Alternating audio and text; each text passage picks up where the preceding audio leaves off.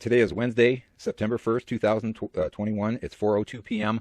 and I'm calling the Michigan Secretary of State, Office of Hearings and Administrative Oversight to deal with my license being revoked because of stupid Intoxilac faulty equipment. Hope I can get this resolved because I'm getting nowhere with Intoxilac.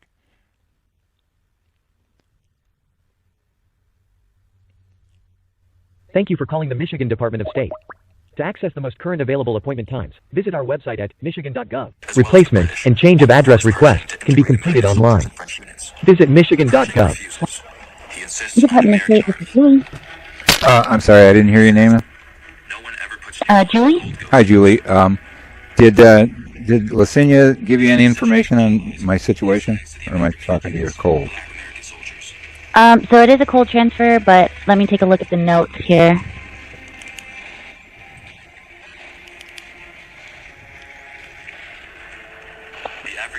Alright, looks like you had some questions about your interlock.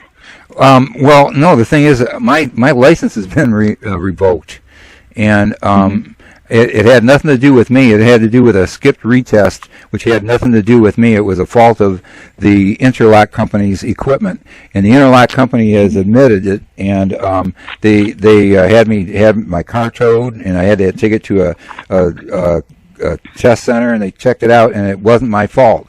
And the thing is, it says that I missed a retest, but I wasn't even in the car. And when I got the notice, you sent me 5 pictures, and the picture that it says that I missed the test, I wasn't even in the car for 15 minutes. And because I went into the cable company to get a modem, and 15 minutes later, the device took a picture and I wasn't in the car. And then I came out 45 minutes later. It started up, and I drove it around all afternoon. I got tested a total of 10 times that day, and the only time that I got a failure was when I wasn't even in the car. And it had nothing to do with me. They admitted, the interlock company admitted that it wasn't my fault, and they paid me for the tow and the calibration at the tune-up place. So and I don't know if they've ever contacted you about this. I don't know why I got a complaint. I didn't do anything wrong. Okay. So if that's the case, did the interlock company send you the proof of the interlock malfunction, essentially? No, what they did is they took responsibility. They're not taking responsibility for anything. I'm making a complaint against them with Attorney General Dana Nessel's office. They've done a lot of. They're a horrible company that's done all kinds of things. They're guilty of contract fraud, tax fraud, and falsifying lockout fees and other charges and customer abuse. What they did is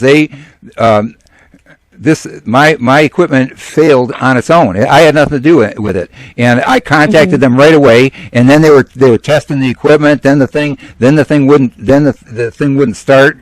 And then they're telling me the only way that they can figure this out is I had to have it towed 30 miles, and I missed a whole week's worth of work because screwing around with it. And then they brought it back and they recalibrated it, and they told me, they said, we won't pay for the tow or the calibration if it's your fault, but we will pay for it if it's our fault. So after that all got done, they admitted that they didn't admit that it was their fault, but they said they would pay for it. And I've written to them. I've got extensive documentation with their customer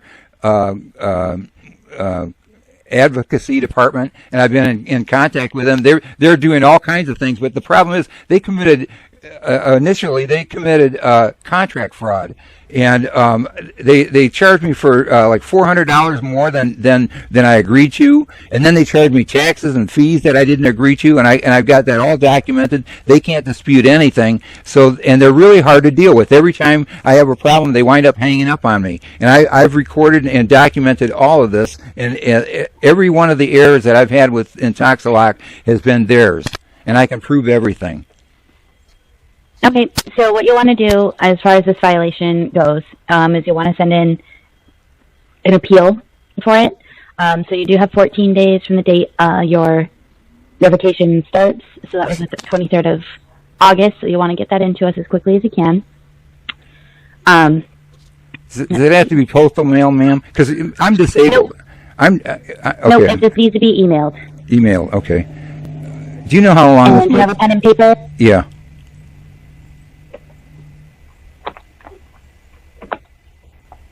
All right, so the email that you're going to want to send it to is going to be BADE, so B as in Bravo, A as in Alpha, I as in Igloo, I as in Igloo, D as in Delta, and then the word documentation. It's BAIID and then another DOCMENTATION. Yep, Okay. documentation. And then that's going to be at Michigan, spelled out,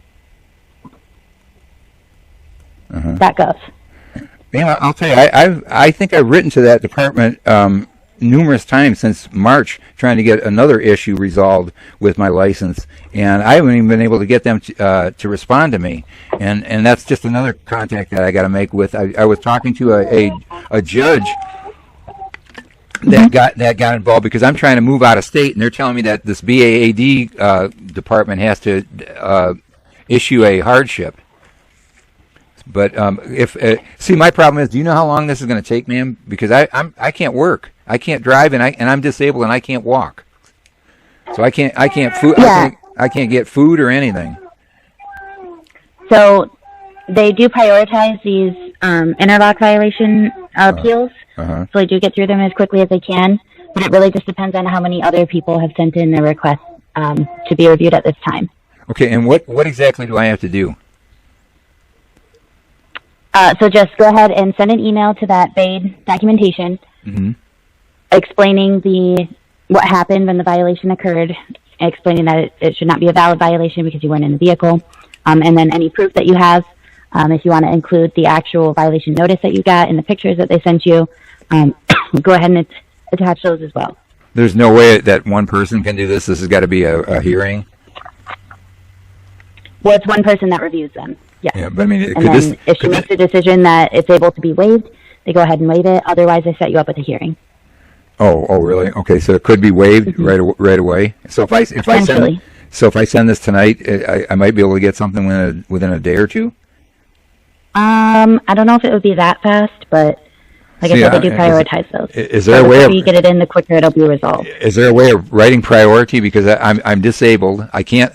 Legally, to be honest, legally there is no reason that I can't drive my vehicle.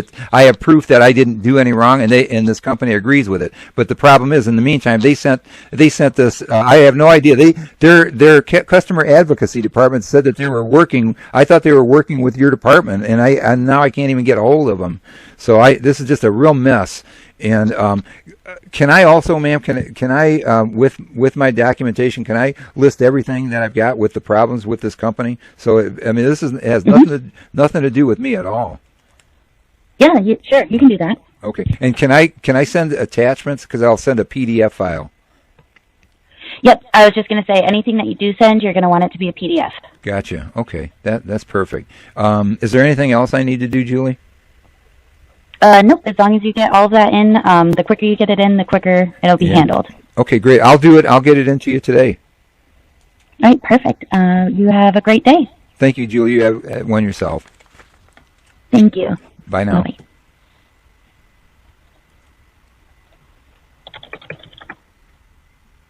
Working at home.